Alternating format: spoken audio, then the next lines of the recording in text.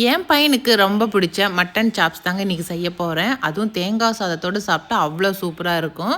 Mutton chops செய்கிறதுக்குன்னு சொல்லி கேட்டிங்கனாவே இந்த மாதிரி பெரிய பெரிய பீஸாக கட் பண்ணி கொடுத்துருவாங்க. அதுக்கு ஒரு மசாலா அரைச்சிடலாம்.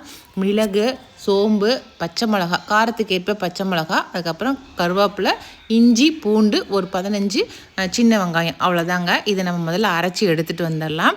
அதுக்கப்புறமேட்டு அரைச்சி விழுதை நம்ம கழுவி வச்சுருக்கிற அந்த மட்டனில் போட்டு நல்லா பெரட்டி எடுக்கணும். அதுக்காக தான் போடுறோம். அதுக்கப்புறம் மஞ்சத்தூள், கொஞ்சம் உப்பு, அவ்வளோதாங்க. எல்லாம் சேர்த்து நல்லா கலக்கி ஒரு மணி நேரம் ஊற விட்டுறலாங்க.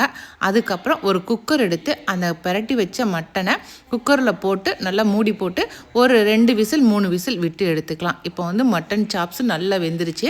ஒரு பாத்திரத்தில் எண்ணெய் விட்டு பட்டை, லவங்கம், பெரிய சைஸ் வெங்காயம், கருவேப்பிலை எல்லாம் போட்டு நல்லா வதக்கி கொடுத்துருங்க.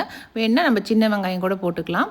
அதுக்கப்புறம் வேக வச்ச நம்ம சாப்ஸ், மட்டன் சாப்ஸ் எடுத்து போட்டு நல்லா கிரேவி ஆகிற அளவுக்கு வதக்கி கொடுத்துட வேண்டியது தாங்க. காரத்துக்கு வேணால் மிளகுத்தூள் போட்டோமா போதும். கடைசியாக கொத்தமல்லி தழை தூவி நம்ம இறக்கிற வேண்டியது தான்.